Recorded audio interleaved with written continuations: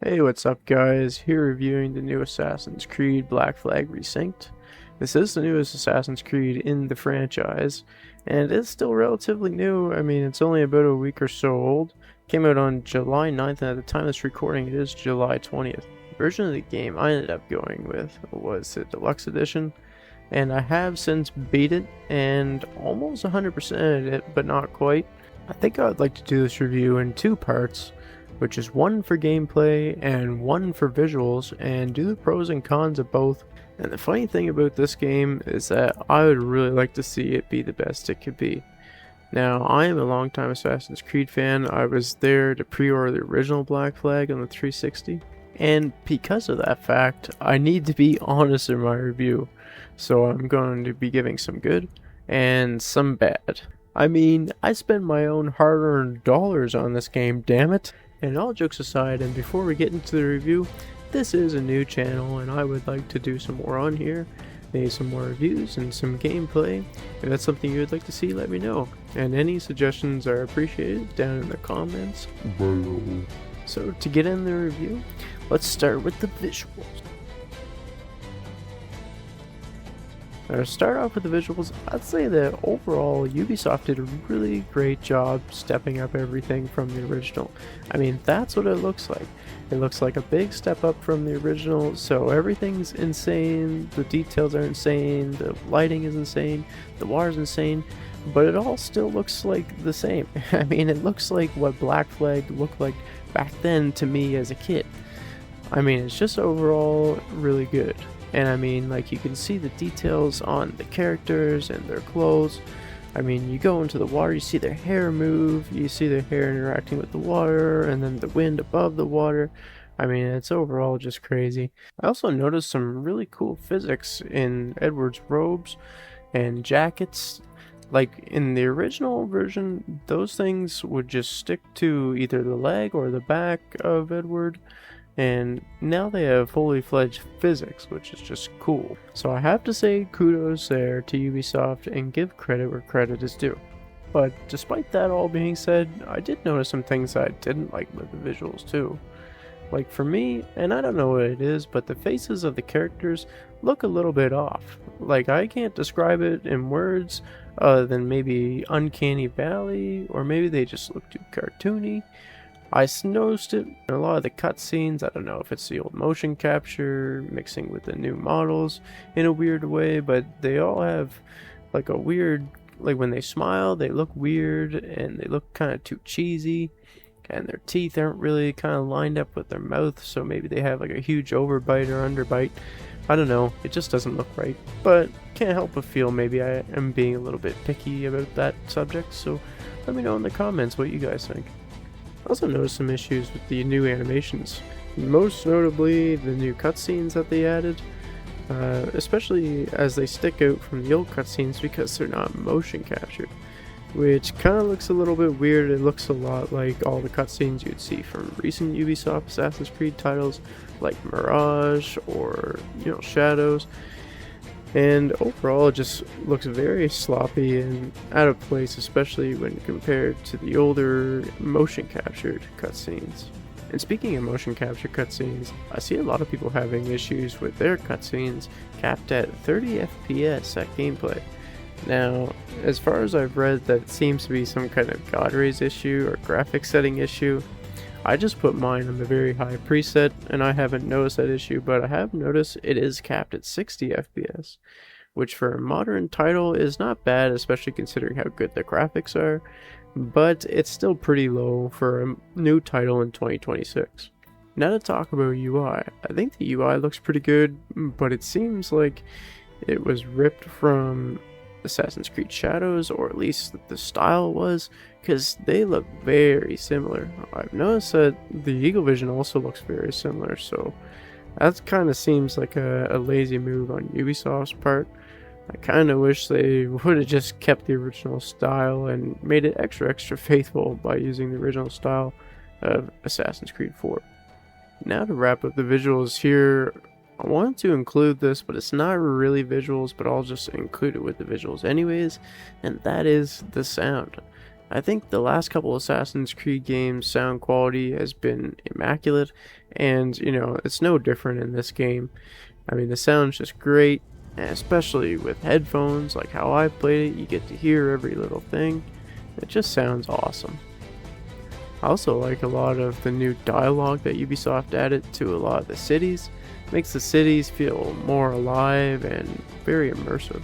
However, I did notice there was some new dialogue from Edward himself, and it seems like, to me, kind of unnecessary dialogue, but I think I know why they added it. It's the dialogue that is really just kind of like static, saying like, oh, this treasure is here. I really like treasure. And it almost sounds kind of too simple, like almost like, oh, fire is hot. Like, it seems really weird from Edward. I think they added that because the minimap is now gone. It's now a compass, and you can't see a lot of what you could see on the minimap on the compass. So Edward kind of has to fill in those gaps with dialogue, saying, oh, the treasure is here. Oh, this spot looks familiar. Oh, what did they do here? Things like that. And it just kind of, to me, sounds a little bit odd, especially in realistic settings. No one goes around and narrates their whole day. So yeah. But I think that's all I got to say about the visuals. Overall, pretty good, but just a few gripes here and there. And now, let's move on to the gameplay. Starting off with the gameplay, I will say that I like a lot of the quality of life features that Ubisoft added. I like the fact that you can now toggle your stealth and your hood kind of whenever you want to. You don't have to be in a bush to be in stealth, and you don't have to be in a restricted zone to put up your hood. I also like some things that I didn't like in the original, which was how they sped up the reloading for the pistols. For instance, in the original, when I wanted to reload my pistols in the middle of a fight, I had to reload all four. And it would take kind of a long time, and you would just be sitting there getting hit or shot or getting interrupted in your reload. And it was a pretty big gripe to me in the original, I will admit. Another cool quality of life feature that Ubisoft added was the diving outside of a dive bell area. When you did this in the original, Edward pretty much just dunked his head under the water for some stealth, and really wasn't much to it. Now here in Resynced, you can fully go under the water, and there's even some chests and new collectibles that you can get under there. I think that's pretty cool, and it's something I always really wanted in the original, even before Resynced was even a thing. I also like a lot of the new customization that Ubisoft added, especially like regarding the assassin hideout. I mean, now you can put up paintings and furniture and collectibles that you find, as well as some pistols and swords. Another cool customization thing that Ubisoft added was the addition of pets. Now, they're primarily on your jackdaw, but they also show up in your hideout, whichever one you choose. I chose the monkey. I thought he was pretty cool. And I know not everyone cares about this feature, but I think it's a cool little neat thing. I mean, I am an animal lover, so I mean, I can't really hate it. But leaving customization and quality of life features aside, I think the core gameplay itself kind of has a little bit of an issue. Especially compared to the original, like the combat and the stealth and the parkour are just a little bit lacking. Now, to start picking on these core mechanics here, I'm going to start with the combat. I will say that I don't really like it because it is the RPG combat from the other RPG games. It is just a little bit watered down to seem a little bit closer to the original, but overall the core of the combat is still the RPG games. It's that kind of dodge and parry and, chip away at an enemy's health bar type combat that I really just don't like.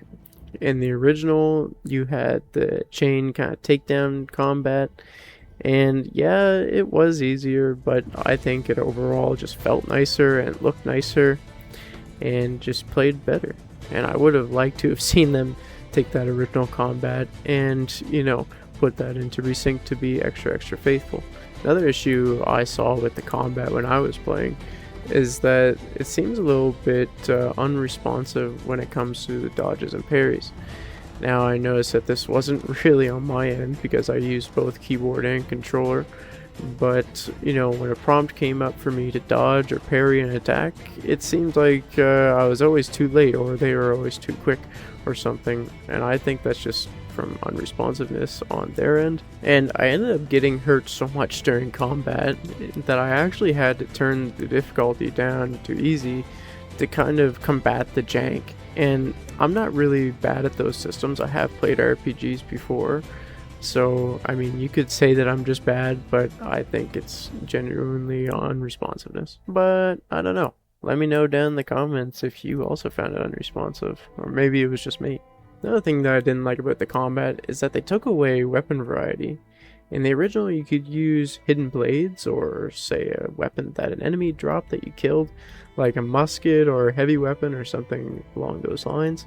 You could also use unarmed combat in free roam, but now you're limited to just the sword in free roam, and you can only really do unarmed combat during bar fights, which I think is a huge bummer, because I know some people have dedicated entire Let's Plays with hidden blades and just not using the swords, and now you can't just have that creativity or freedom anymore. Speaking of combat, I will say that the ship combat is not that different from the original, but I still think that there's something about it that makes it feel a little bit worse than the original. I mean, for me, the cannons felt a little bit weaker than I'd say that they were in the original, and that's not to say that they physically were weaker, they just felt weaker. And also with the swivel, it also felt weaker, and it was automatic, and sometimes the targeting would be a little bit off. I would be aiming my swivel right at a explosive barrel or something that a swivel would blow up, and it just wouldn't go off. So it's a little bit of jank, but it's still playable and still pretty good as far as ship combat. I mean, it's the best damn ship combat you're going to get, in a pirate game. Just a little bit worse from the original. The next core mechanic that I'm going to be picking on is the stealth. Now, I know it is a little bit more complex than the original stealth in Black Flag, but I think this stealth in Resynced here is a little bit broken, at least in my experience. I noticed that, an enemy wouldn't notice me if I was like almost in front of them, but they wouldn't notice me if I was like behind a wall or something. So it's really like touchy, and it's hard to do stealth, I'd say, just because of the jank. In my experience, stealth also doesn't really work with the old world building.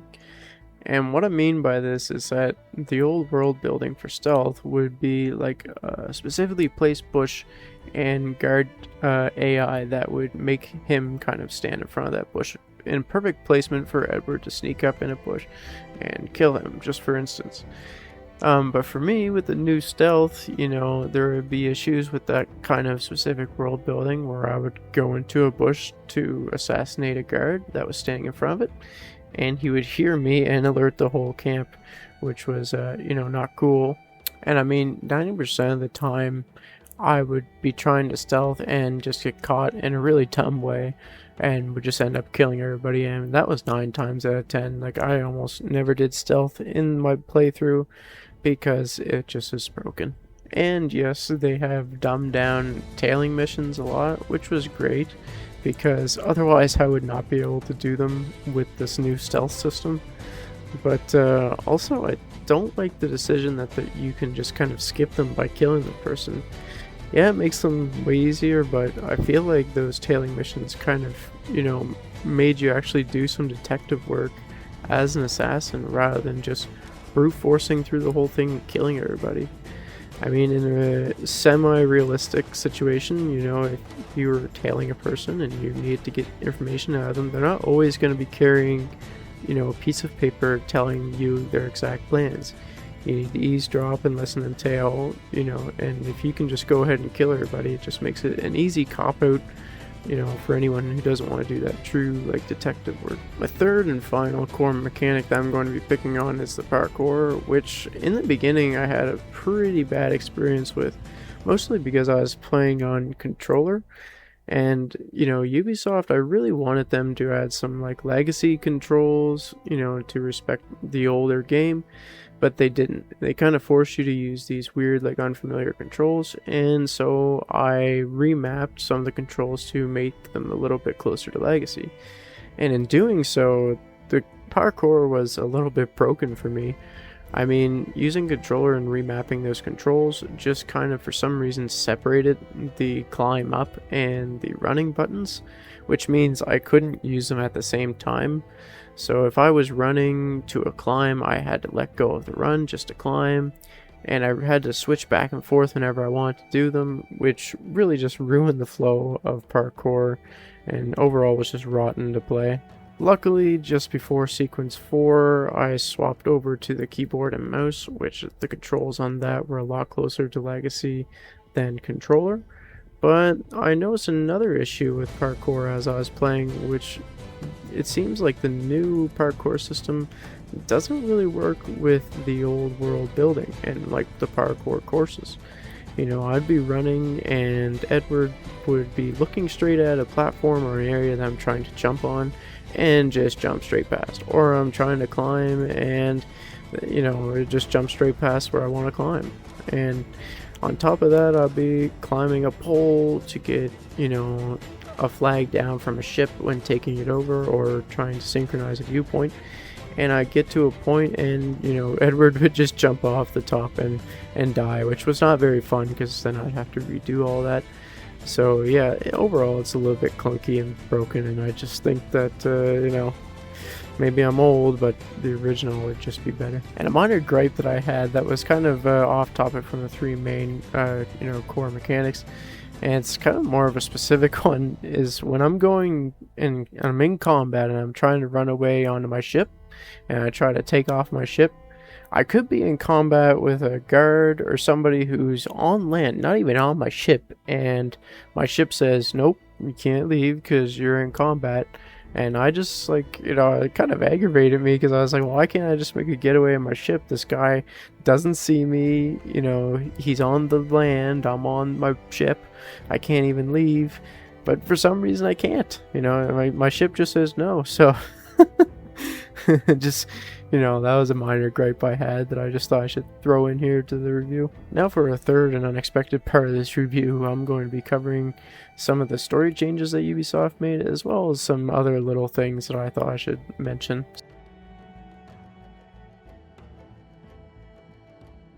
So to start off, and this is something you can see pretty much as soon as you open up the game, is that there really isn't any title screen. You kind of open up into this weird, like, Animus kind of hub area, and you get to select whether to play as Edward or to play as Eivor or like any of the other characters from some of the new recent Assassin's Creed games. I mean, like, any game after Origins is listed there. I thought this was kind of a weird change that Ubisoft did. You know, they keep trying to push this, like, Animus hub idea. And I think it would just be better if they put, you know, make it traditional and put a damn title screen in there. Like, is that too much to ask? Like, I don't know why there's a whole hub here where you can launch other games. I mean, like, isn't that what Steam is for? Shouldn't Steam or Epic Games or one of those things be the ones launching your games? Why am I able to launch a game from another game?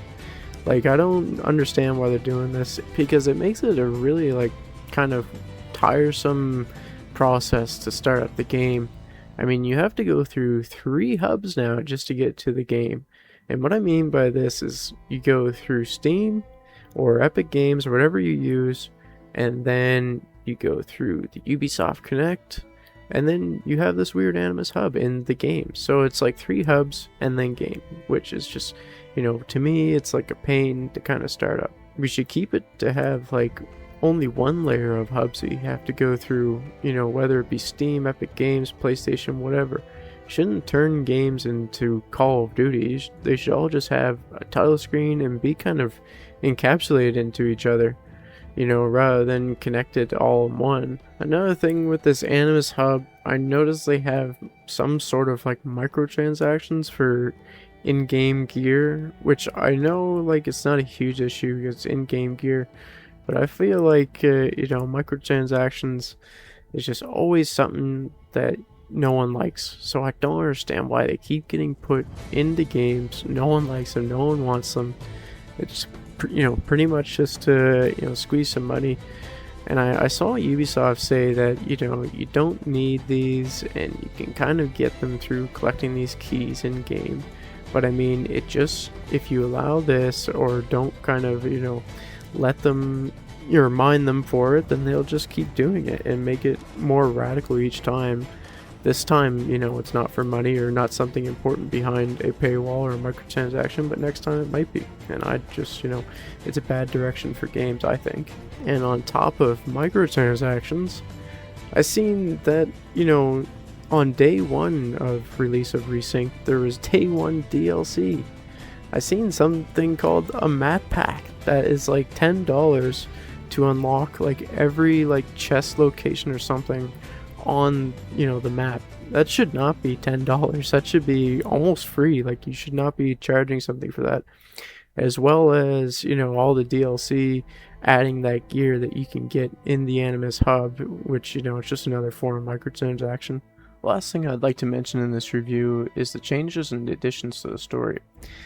The new story is okay, but it's pretty much what you get from any recent Ubisoft title. It's not really special, it's not mo-capped, and, you know, it's okay. The biggest addition to the storyline, I'd say, is the officer storyline, which, if you don't know, you can hire officers by recruiting them and put them on your ship, and they give you, you know, special ship abilities that I think in the original you got, or at least some of them you got, from beating the legendary ships back in the day. Either way, these storylines, they're okay, but they feel a little out of place for me. And just as a spoiler warning, you know, spoilers ahead, you know, in the original storyline, your friends or whatever from the main story would all pretty much die. So Blackbeard, Mary Reed, Hornigold, all them guys. And Edward was pretty much just left alone, you know, with the weight of the situation, about the dangerous life of piracy, and, you know, how far he has chased this gold or treasure or whatever and lost all his friends around him. But now with the new officers, it's kind of strange, because instead of having this kind of dark moment where Edward kind of learns a lesson, he then kind of rejoices with his, you know, new friends as new officers, and kind of is like, oh yeah, let's, you know, celebrate or do something. You know, it's a little bit foggy for me from memory, but that's kind of how I remembered it. You know, the severity of the situation really wasn't there anymore because of these officers. They didn't really fit into the story, in my opinion. Now, the biggest change to the story was the removal of the modern day storyline. And I wasn't the biggest fan of the modern day storyline back in the day when I was a kid. I mean, you kind of are playing as Edward, and then you get pulled out of, you know, the pirate adventure to then walk around in an office, you know, Abstergo headquarters, and play as an employee. And it really was a weird kind of modern day to come off from, you know, Assassin's Creed 3, where that just, the Desmond modern day storyline kind of just ended. And spoilers ahead, he died, and, you know, so then you were all of a sudden from Desmond to an Abstergo employee in an office, which was weird. But, you know, going back and playing it, it wasn't as bad as I remembered. I actually found it quite enjoyable hacking the little computers, and was able to understand a little bit more about how that modern day storyline kind of connected to things like the Sage and the long history between the Assassins and Templars and their war. And although the modern day storyline back then had its flaws, at least it was there. I mean, now in Resynced, they completely removed it and replaced it with these Animus rifts that they put around the world for your characters to explore in. And when you go into them, you're kind of just given these alternate realities of Edward, and you don't really know why. And to me, I never knew why. It just seemed like useless information to me. And don't get me wrong, like, these riffs were a little bit interesting, but, you know, when did the Animus start giving us possibilities of ancestors? I thought they just gave us the memories of our ancestors, but now they're giving alternate dimensions of ancestors? That didn't really seem to make sense to me. Also, these, you know, new riffs don't really explain anything about the Sage or the Assassins and Templars, and I really feel bad for anyone who's coming off Assassin's Creed 3 and decides to play the Resynced instead of the original Assassin's Creed 4 Black Flag, you know, because they will just be confused. And I was thinking about that when I was playing the game. I was like, man, if I didn't know any better, I would be really confused right now. And overall, these riffs are just really bad in my opinion. I mean, you got this animus AI figure called Ego. They're like talking at you the whole time. And then you get this little glimpse of some dude, or like the Eagle, an assassin or somebody who's trying to break you out of the system. And it doesn't really go anywhere. I mean, you're half not listening anyways, because, you know, Ego's talking in riddles, and you just not, like, I didn't really follow, and I didn't really care. And, you know, a lot of the gameplay in these rifts were frustrating. I mean, in the first rift, I was trying to do a parkour puzzle, which was like a back eject. Now, mind you, I was still using a controller at this time and having my issues with the parkour. But they want me to do a back eject, and instead of, you know, grabbing on to the ledge that I was back ejecting on, my player would just, you know, kind of bump his head into it and then fall and die to his death over and over and over. And it wasn't, so that wasn't fun, and that was really aggravating, especially when you have to hear this Ego person over and over and over. And on the last one, you finally get to break out of the rift or whatever it is with this Eagle person, and then do a final boss fight with this Ego. And let me tell you, this final boss fight was not a fun one to play.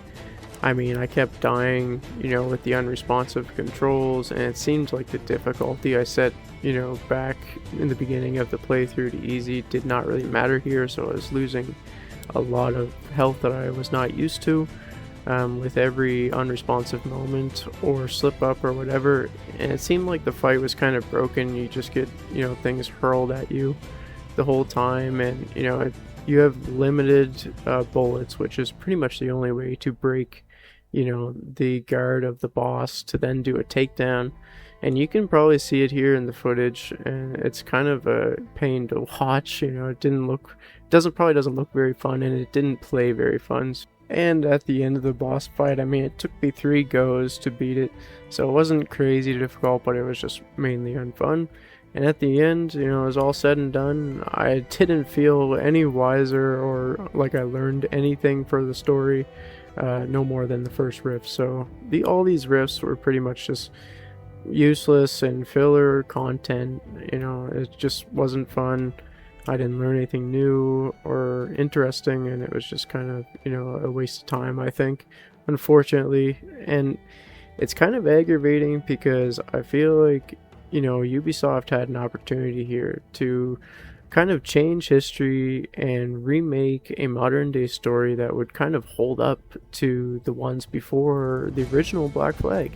You know, because the Black Flag modern day story was already a little bit kind of lackluster compared to the early ones, and they had an opportunity here to rewrite history and make an actually good one, and they completely squandered it and just kind of put in this weird optional filler that, you know, no one really is going to care about or like, and I know I didn't like it. But that's pretty much all I gotta say for this review. I would say that overall the game's not as bad as I thought for a modern Ubisoft title, but it's not as good as I would have liked for an Assassin's Creed 4 remake. And the game is good, but I think a lot of the work was already there, and a lot of the new content and stuff is not anything different you would see from a modern Ubisoft title.